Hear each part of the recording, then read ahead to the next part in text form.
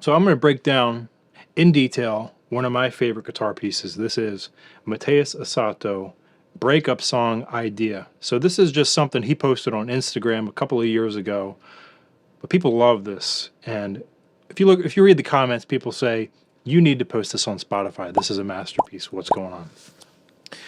So I want to show you the basic idea, what the chords are, and I want to show you how he connects everything to caged theory. Almost everything he plays can be tied right back to caged, the fundamental ideas that we talk about here all the time. So let's get into it.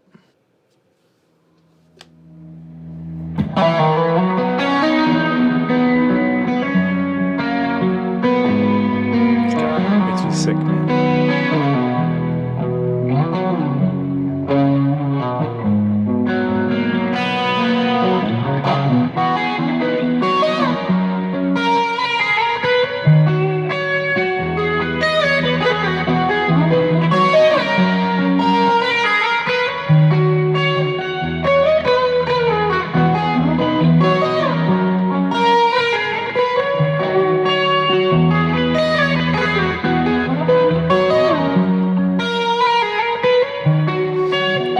It's so effortless.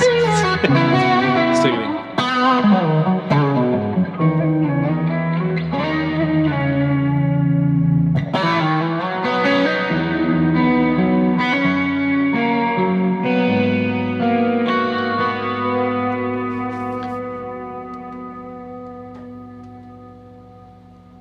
So first, I want to show you the very basic chords of what he's doing.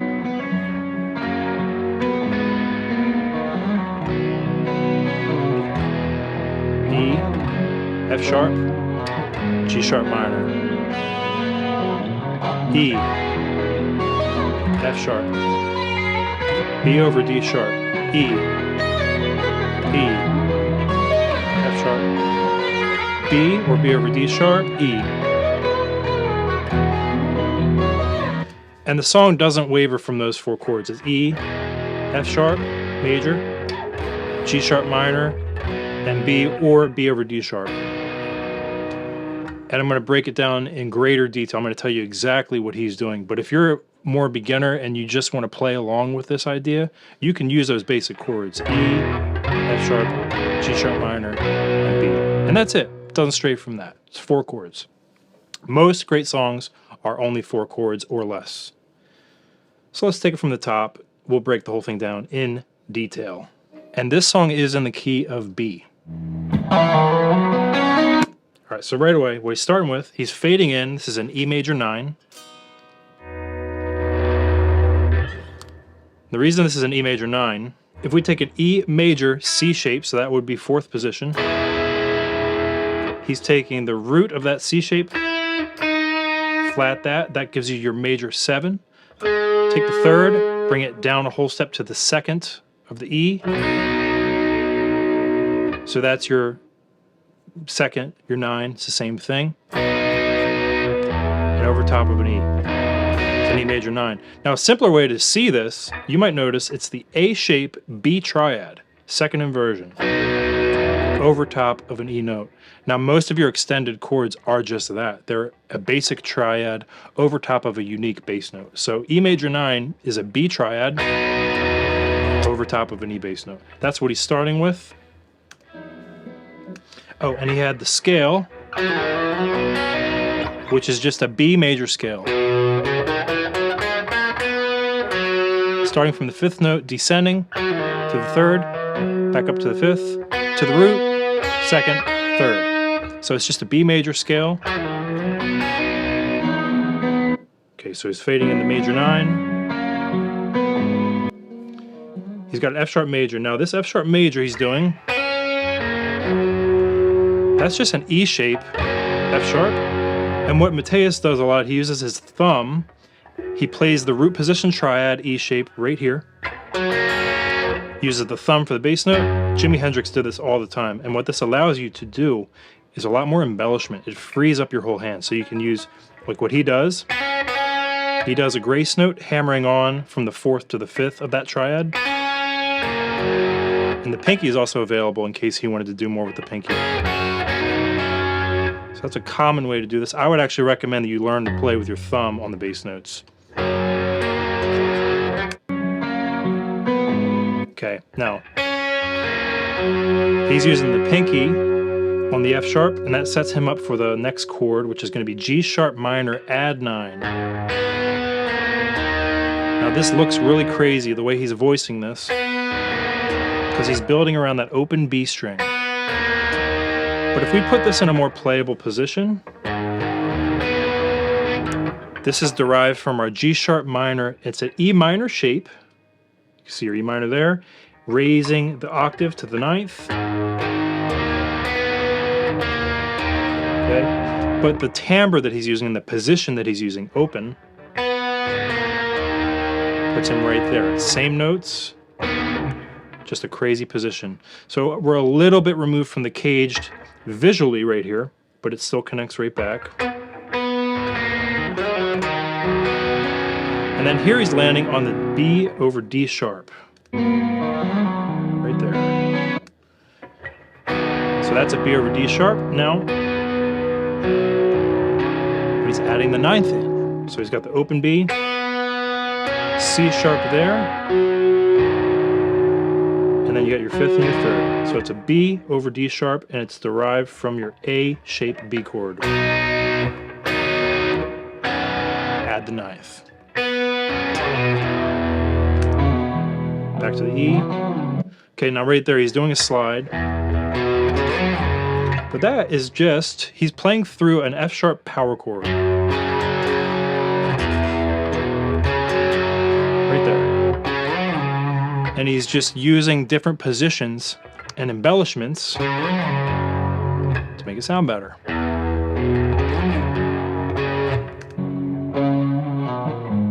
Okay, right there.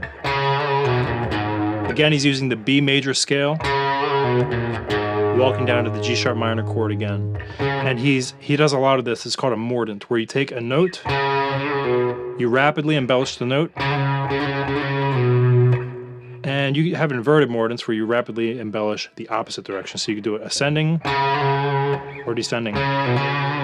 Mateus does this all the time. You'll notice it in his playing. Okay, he lands back on the G sharp minor add 9.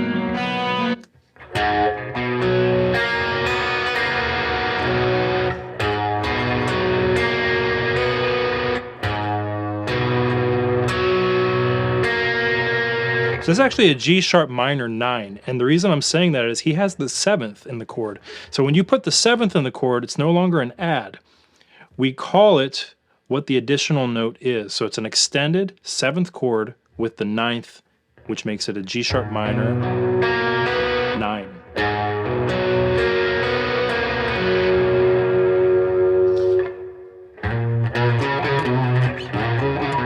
Again, he's got his mordent going on. This actually comes from a B major G shape. If you see there. Okay, so from the G sharp minor add 9.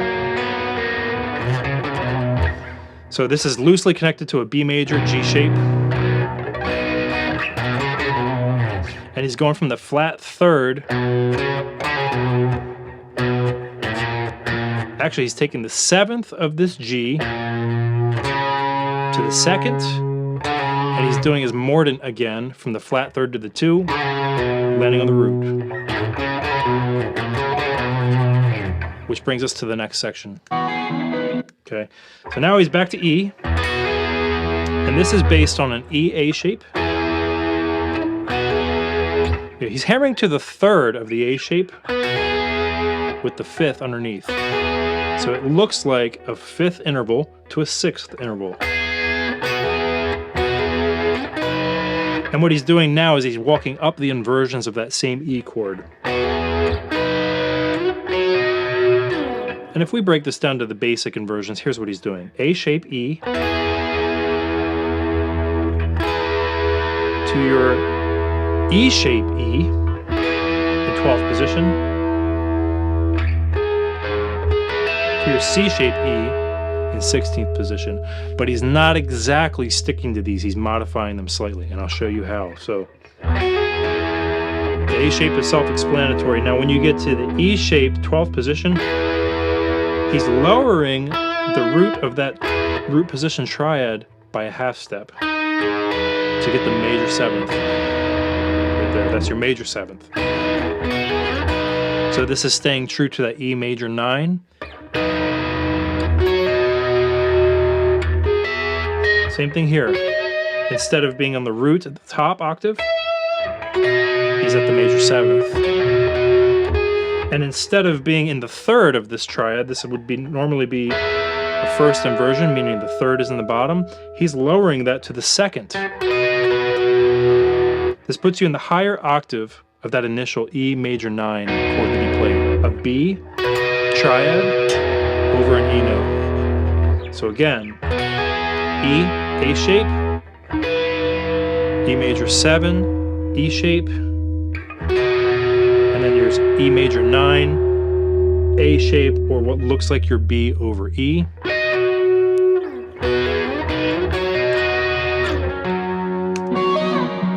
Sliding down to the F sharp major A shape. Self-explanatory, he's outlining the 5th and 3rd of that shape. That looks like your major 6th interval. The mordent again, based on the B major scale.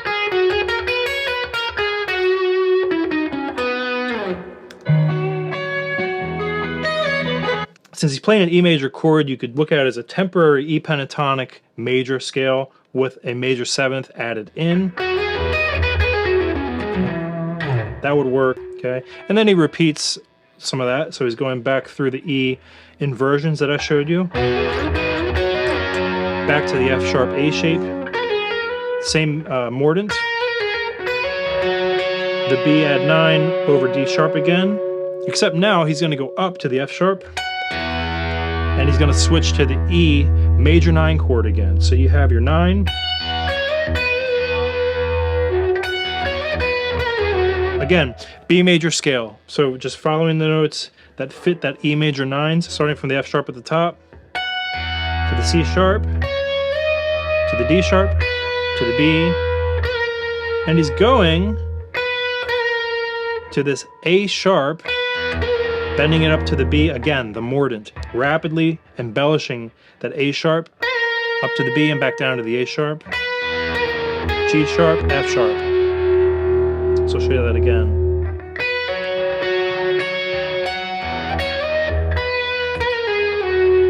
Okay, and then he repeats again the E inversions to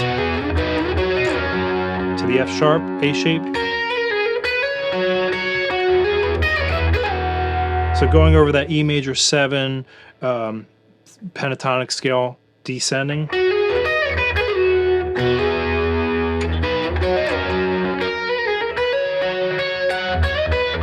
Okay, now it goes through all that again.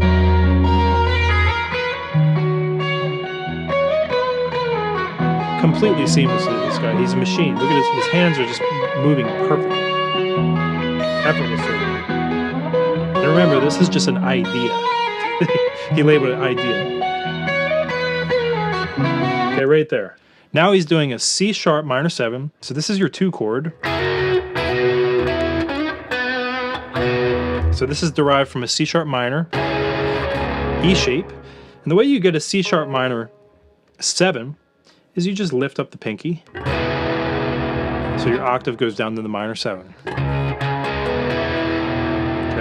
Now again, he's using his thumb. That gives him more freedom to embellish. And the way he's embellishing this is again B major, except this time it's B major pentatonic. And in this case, we're doing a D shape, B major. So that's 9th position, pentatonic major in B.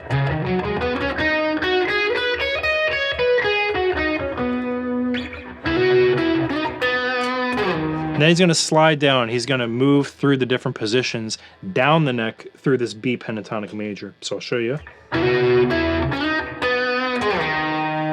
So he ends up sliding down to 6th position, which gives us our E shape, B chord, and B pentatonic major in that same position. So D shape, E shape, and then we're going to go down again into the second position, and that is our A shape B, pentatonic major.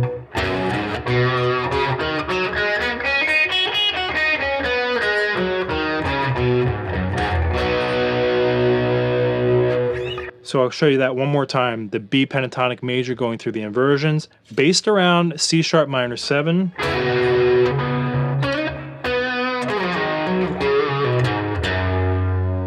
And then we're back over the E. He's accenting E major 7 this time, because he's hitting an E bass note and he's highlighting that D sharp. And this time he's doing octaves. He's going to slide him around.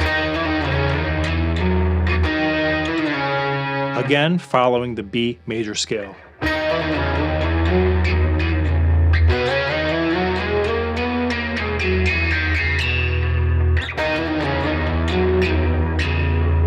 And he's doing his mordent again, and he's using, as you can see, the tremolo bar. There's the pentatonic. When he hits that D sharp, he's using his tremolo bar to raise it up to the E. I don't have one on this guitar.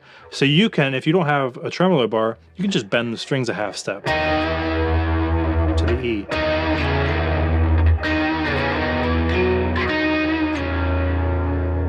And then he's back to the same thing in the intro. He's doing that B major scale from the 5th note of the scale. Walking up into the E major 9, B triad over E.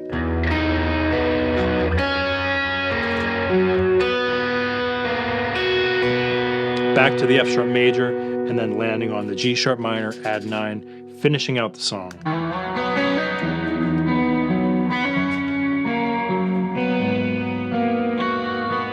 And of course he has to show off and use that thumb over the G sharp minor this time, which that hurts. You don't have to do that. You can do it the way he initially played it, which is ring finger on the G sharp, pinky on the minor 7 above, second finger on the 3rd, open B, and then he's adding that F sharp at the top. What is that giving us? That's just the octave above the minor 7th. Well, we're waiting. G sharp minor 9. This song can be simplified to 4 chords, but it can be complicated at the same time. So if you like what you saw here today, I love doing this. I want to offer you more content. Rick and I, we're going to be doing much more videos, breakdowns, analysis. It really helps us if you could like, subscribe. It supports us, and it allows us to give you more of the content like this that you might enjoy. So please do. Please comment any questions, thoughts. I read all your comments, and I'm going to try to answer as many of them as I can. So any questions that come up, don't hesitate to throw them in the comments, and I'll get back to you. And I look forward to seeing you guys. Go try it out.